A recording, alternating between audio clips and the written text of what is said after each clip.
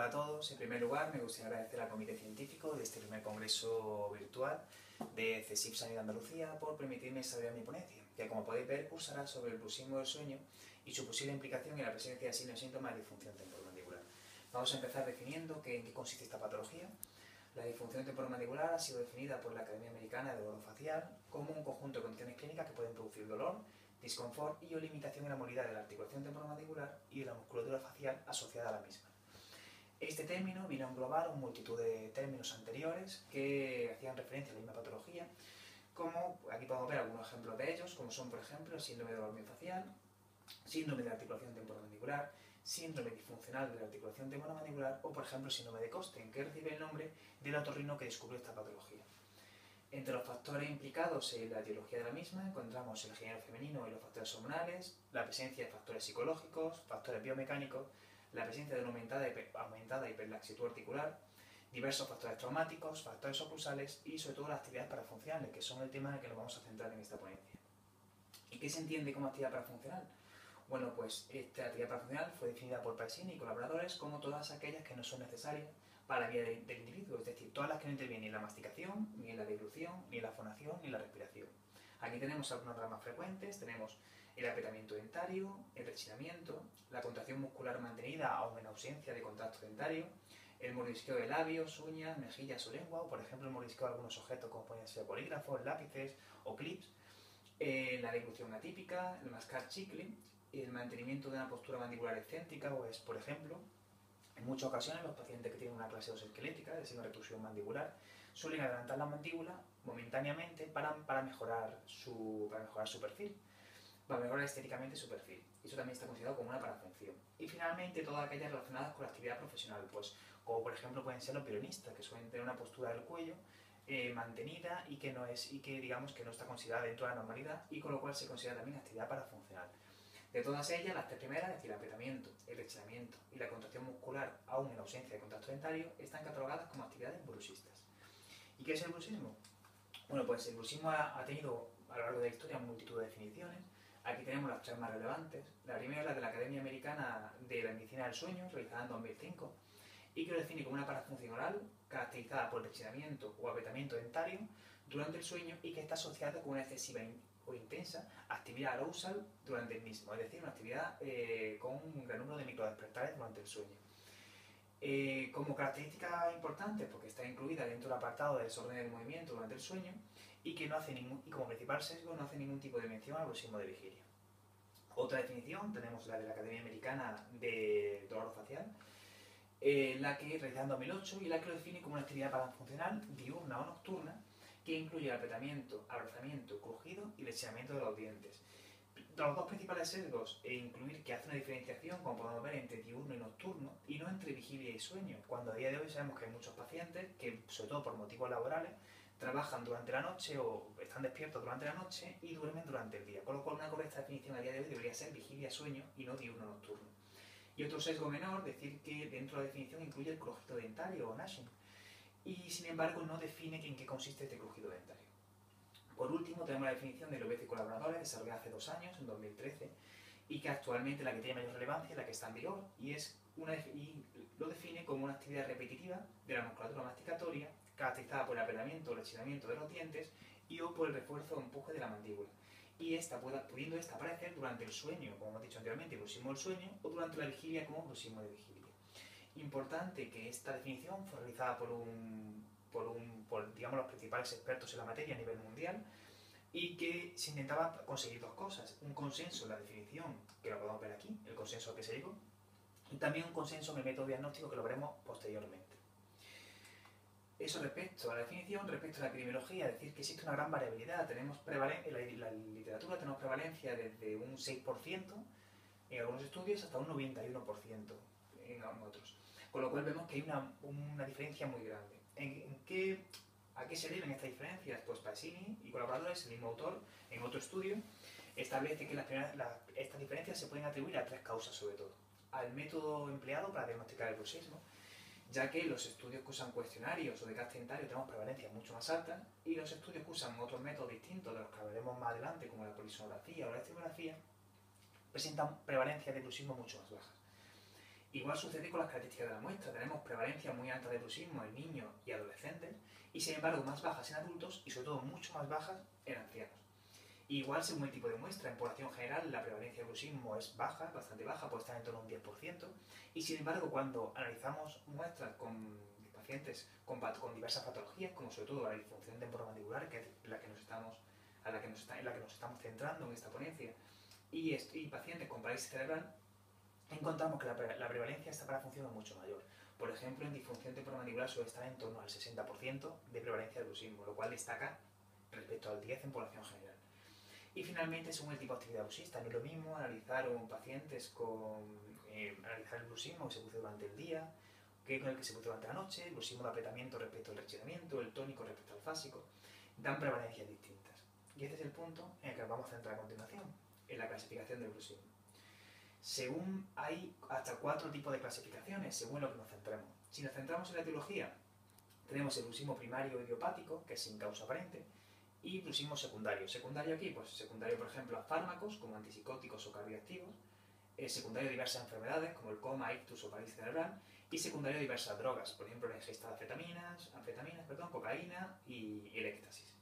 Eso por un lado. Luego, según el tipo de actividad motora, o sea, según el tipo de actividad muscular que se realiza, tenemos un bruxismo de tipo tónico, con contracciones mantenidas en el tiempo, o sea, contracciones de más de 2 segundos, pocas contracciones pero mantenidas, o un bruxismo que es lo que se conoce popularmente como apretamiento dentario, y un bruxismo de tipo fásico, aquí lo tenemos, con contracciones breves, menores de 2 segundos, pero repetidas, que es lo que se conoce, lo que se conoce popularmente como rechinamiento. O sea, tenemos tónico más conocido como apretamiento y fásico conocido como rechinamiento.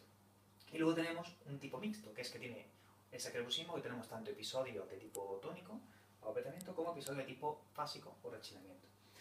Luego, según el momento, y esto es importante y haremos hincapié a continuación, más adelante, tenemos un bruxismo de vigilia, que se produce cuando el paciente está despierto, un bruxismo del sueño, que se produce cuando el paciente está dormido. Importante, ya lo empiezo aquí a sugerir, pero más adelante profundizaremos, que ambos tipos de bruxismo tienen actividades musculares completamente distintas, actividades motoras completamente distintas.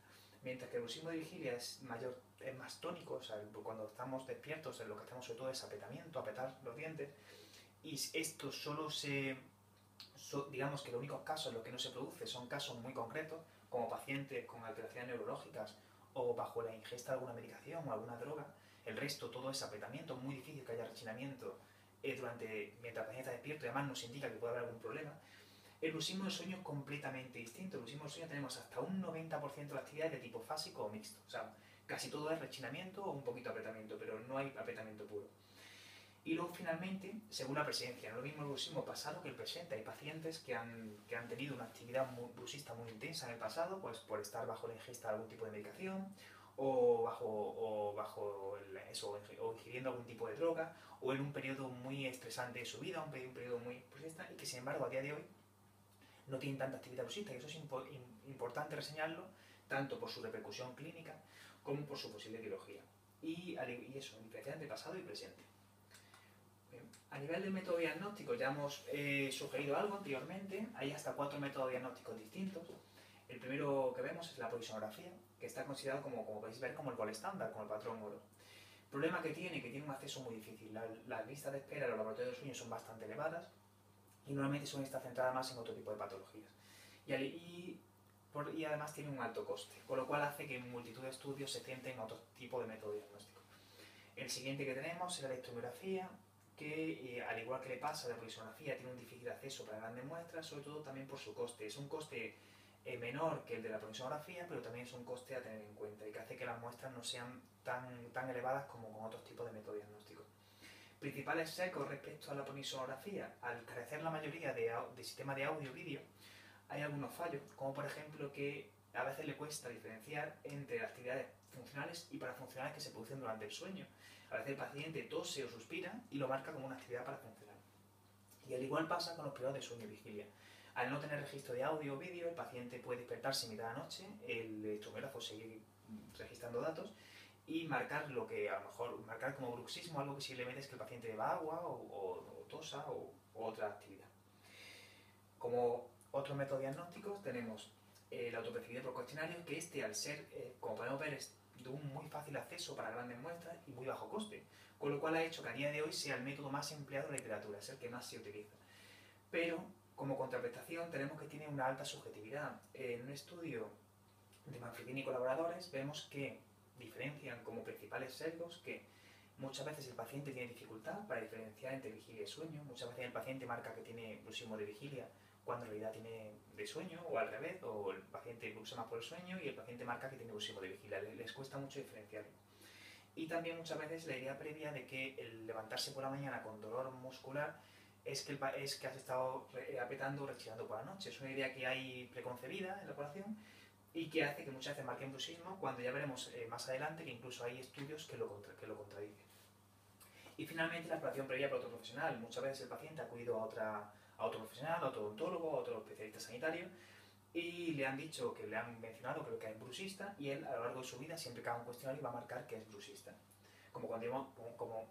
Sobre todo habiendo visto anteriormente que el bruxismo es variable, que puede tener una mayor actividad bruxista, luego más adelante no, tal, con lo cual eso también es un sesgo bastante importante. Y luego ya como último método diagnóstico tenemos el desgaste dentario.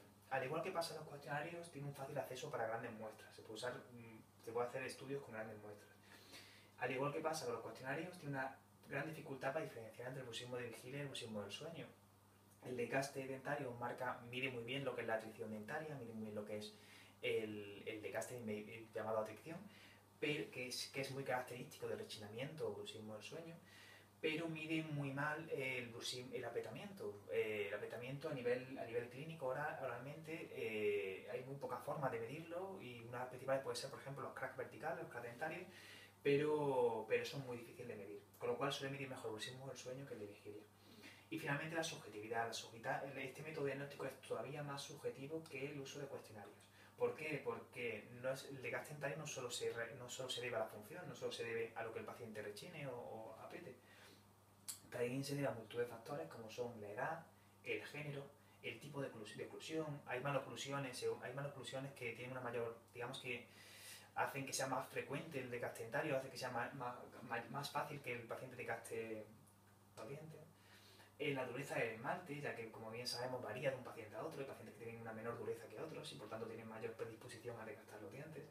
Según el tipo de dieta, está más que demostrado que las bebidas ácidas, isotónicas y las bicarbonatadas influyen en tener una mayor probabilidad de padecer un mayor grado de desgaste dentario. Al igual pasa con el flujo salival y con las alteraciones digestivas, sabiendo que los pacientes con mayor grado, con reflujo gastroesofágico, suelen tener una mayor presencia de desgaste dentario. ¿Qué nos encontramos entonces? Que al tener unos métodos diagnósticos que son muy fiables, pero muy poco aplicables tanto a nivel clínico como a nivel investigador, por el difícil acceso, y por otro lado tenemos métodos diagnósticos, que son mucho más accesibles, pero que son más subjetivos y que tienen menor validez. Entonces esto llevó a un grupo de expertos, como al mismo estudio que hablamos anteriormente, llevó a los 20 colaboradores a definir un sistema válido de clasificación del método diagnóstico, para ver si el bruxismo podía ser catalogado como simplemente bruxismo posible, o sea que el paciente es posible que tenga bruxismo probable, el paciente probablemente tenga bruxismo, o definitivo, sabemos que el paciente tiene bruxismo sí o sí. ¿Cómo se conseguía esta clasificación?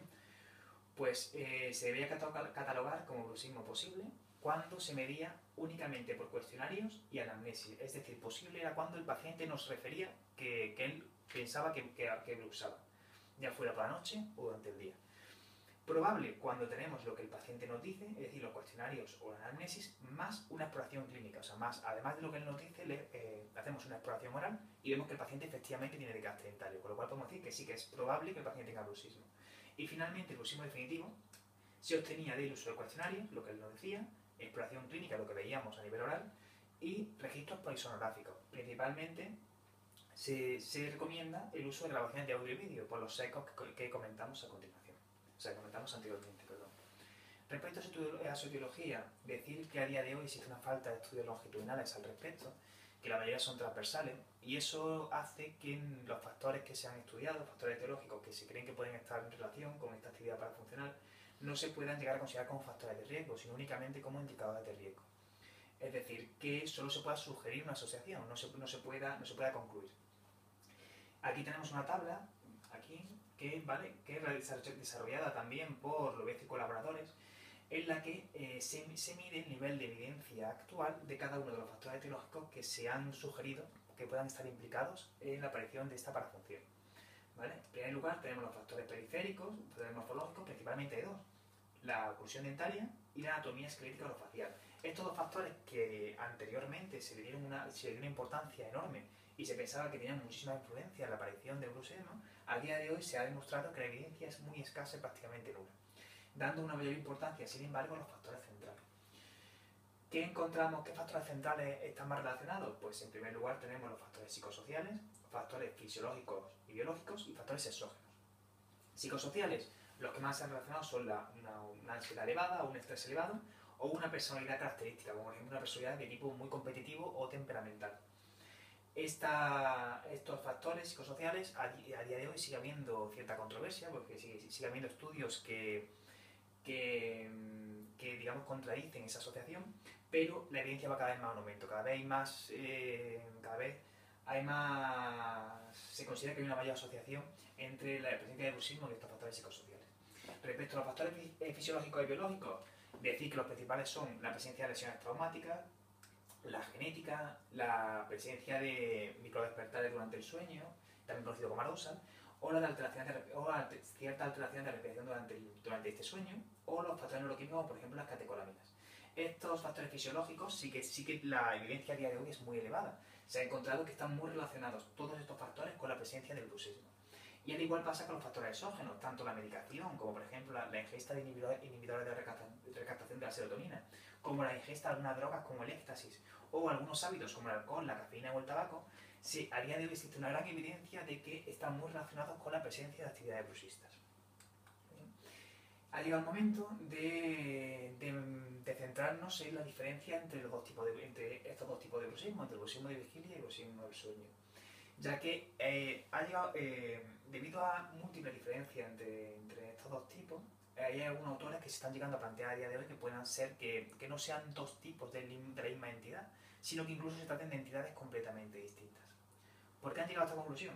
Pues principalmente por estas diferencias. Primero, el tipo de actividad muscular, típico de actividad motora, como hemos mencionado anteriormente, mientras que el bruxismo del sueño, sobre todo de tipo fásico, tipo rechinamiento mixto, con hasta un 90% de su actividad de ese tipo, el bruxismo de vigilia es completamente distinto, es casi al 100% es de tipo apretamiento, tipo tónico, y solo se desvía de ese apretamiento cuando pasa algún problema en concreto, cuando hay por ejemplo ingesta de medicación determinada, ingesta de drogas o algún tipo de lesión neuronal.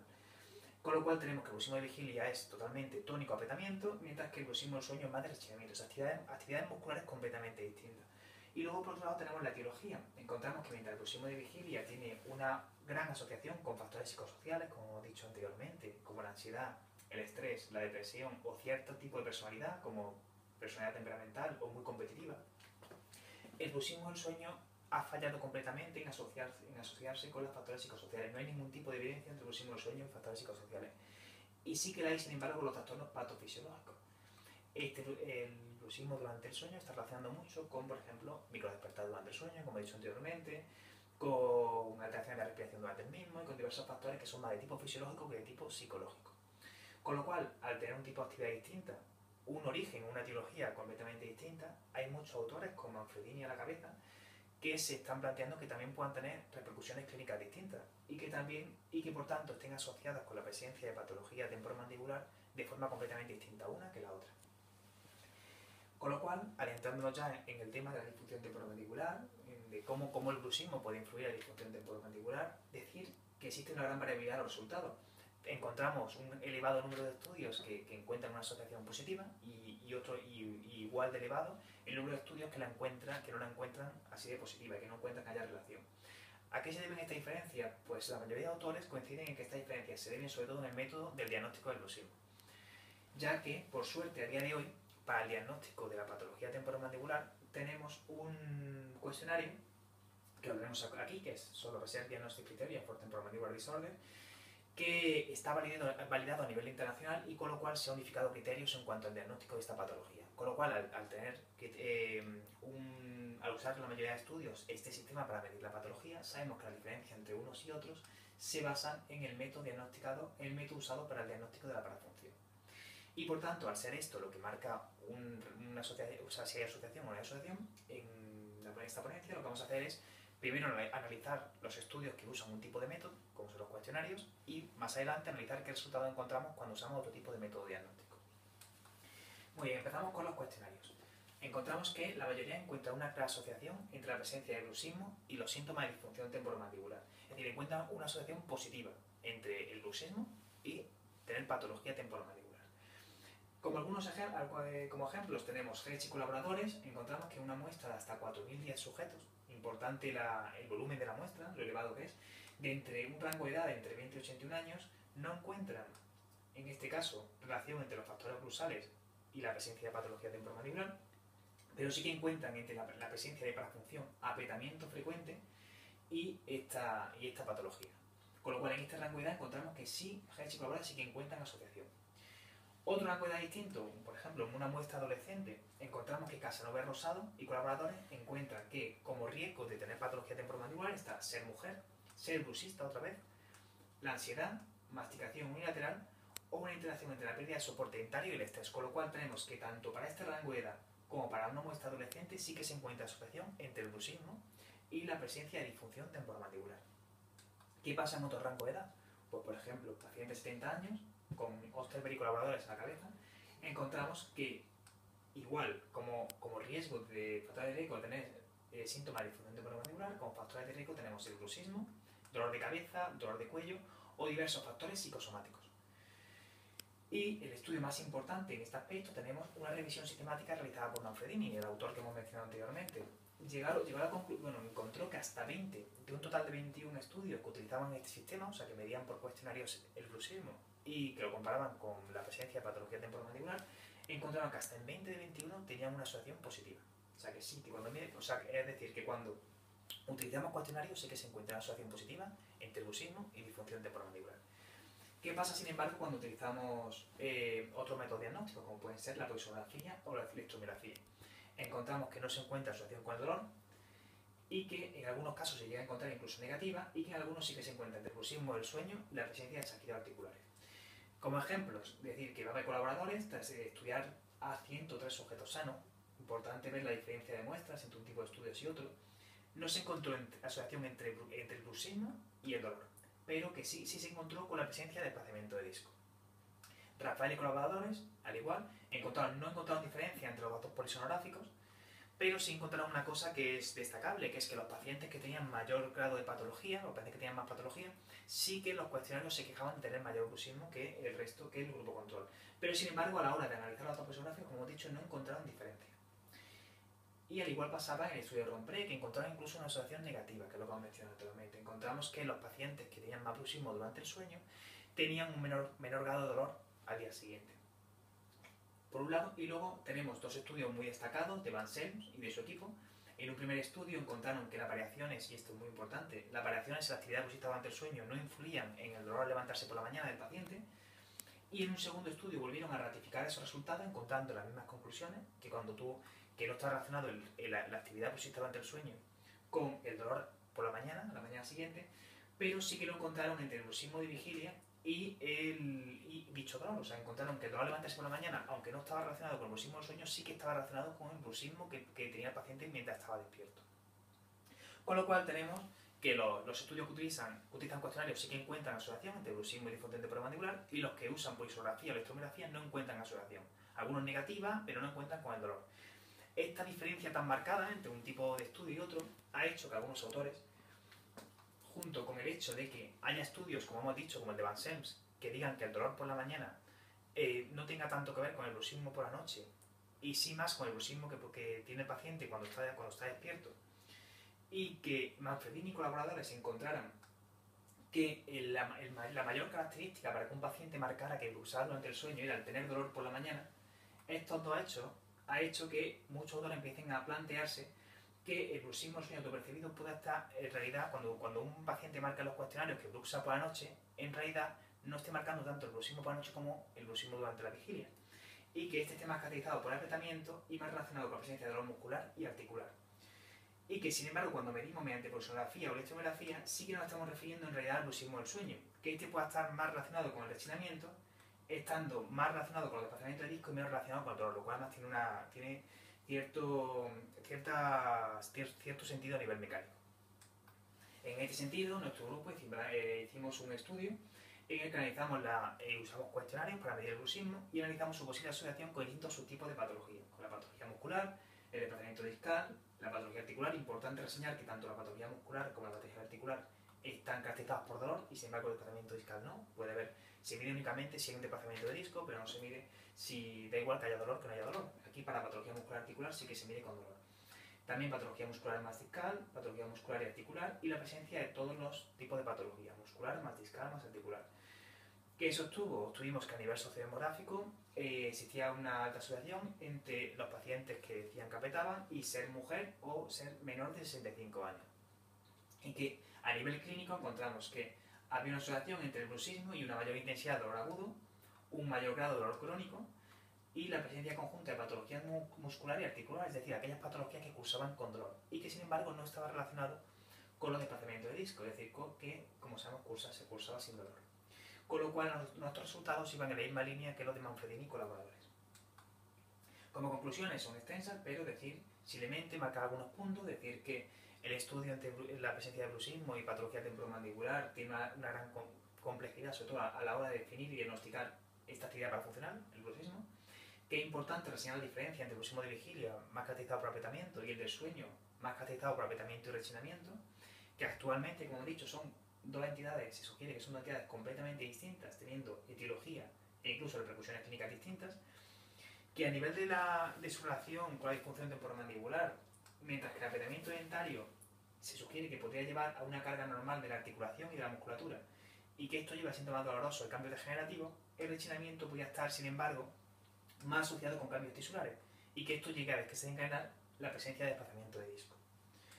Estas diferencias podrían explicar por qué los estudios que usan cuestionarios obtienen una alta asociación entre la presencia de bruxismo y síntomas dolorosos, porque quizás se están centrando más en el apretamiento dentario, que es lo que el paciente suele percibir con mayor facilidad, y por qué el resto de estudios de compulsografía, estrografía y de castre dentario fallan al encontrar asociación entre bruxismo y dolor, pero sí que la encuentran con los desplazamientos de disco, porque quizás estos estudios sí que se centran más en el rechinamiento dentario que se produce durante el sueño.